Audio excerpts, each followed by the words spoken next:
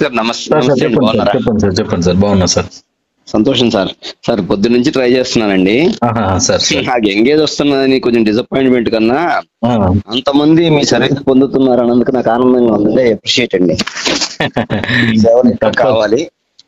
తప్ప సార్ కావాలి, కానీ ఒకటి ఏంటంటే నేను మీకు చెప్పకూడదు కానీ చెప్పాలి. అది ఇంత మంచి సమాచారం ఇస్తున్నా నా వీడియోలు చూడడం లేదు సార్. అసలు ఎంత మంచి సమాచారం ఇస్తాను కానీ నాకు ఆ వీడియోలు చూడడం లేదని లాంగ్ వీడియోలు చేయడం స్టాప్ చేసిన నేను.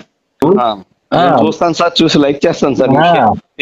మీరని కదా నేను చెప్తున్నా. ఇప్పుడు షార్ట్ వీడియోలు పెడుతున్నా, ఎందుకు నాకు కొద్దిగా డిసప్పాయింట్ అంటే నాకు ఏమనిపిస్తుంది అంటే ఈ యూట్యూబ్ లో పెట్టడం వేస్ట్ ఏమో అనే ఒక భావన కలుగుతుంది. లేదు సార్, అదే మేము ఏంటంటే డెఫినెట్ గా సార్ ఇవాళ కాకపోతే రేపైనా తర్వాత వాళ్ళకి అవి ఉండటం వల్ల, స్టోరేజ్ లో ఉండటం వల్ల అదే నాకు చాలా మంది అయితే కొందరు చేస్తారు. ఇప్పుడు చూడండి, ఈ రోజు నాకు గిద్దలూరు నుంచి ఒక ఫార్మర్ ఫోన్ చేశాడు. సార్ మీ వీడియోలు చిన్న పిల్లోడు పాఠాలు ఎట్లా వింటాడు అట్లా వింటా సార్ నేను టీవీ ముందర కూర్చొని.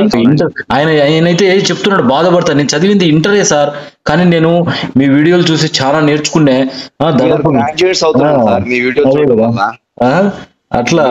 మీ వీడియోస్ అలా చూడడం వల్ల మాకు సబ్జెక్ట్ తెలిసి ఇప్పుడు స్కూల్ నుంచి కాలేజీ నుంచి తీసుకుని ఎట్లా బయటకు వస్తామో అగ్రికల్చర్ లో మేము అలా తయారవుతున్నాం సార్. ఒకటి సార్, సొసైటీలో మంచి చేయాలనే తపన ఉండే మనకి వెనక్కి లాగుతూనే ఉంటారు సార్ ఏదో ఒక విధంగా. సార్ లాగుతారు సార్, మాలాంటి వాళ్ళు మేము అనుకుంటాము. మీరు దయచేసి అలా డిసప్పాయింట్కి వెళ్ళకుండా ఆ దేవుడు మీకు పాజిటివ్ ఎనర్జీ ఇవ్వాలని నేను రోజు ప్రార్థిస్తాను.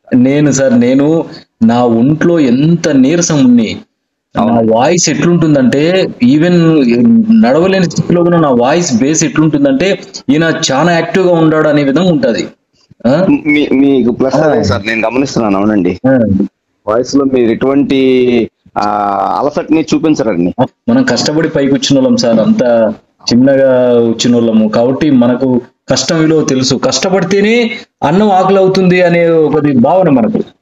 ఇవి ఈ మధ్య చూసిన తర్వాత మీ వెనకాల ఉన్నాయని తర్వాత నేను అవన్నీ కూడా చూసుకుంటూ వస్తున్నానండి, మీ కష్టాన్ని తెలుసుకోవటం కోసం.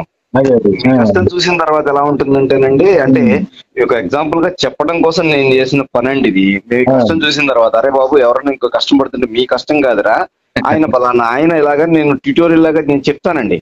తప్పకుండా రైతుల కోసం చేయండి, భూమి కోసం అండి, రైతుల కోసం కాదు, మీరు భూమి కోసం చేసింది డెఫినెట్ గా శారీరకంగా మీకు తగిలే దెబ్బలు గాని ఇబ్బందులు గాని మెడిసిన్స్ లేకపోతే మీరు తెలిసిన వైద్యుల ద్వారా చేస్తారు సార్. మానసికంగా మీకు తగులుతున్న దెబ్బలకు మాత్రం దేవుడి వైపు నుంచి మీకు పాజిటివ్ ఎనర్జీ కోసం మేము ప్రార్థన చేస్తే మీకు అది మంచి జరుగుతుంది సార్. నేను తప్పకుండా చేస్తాను.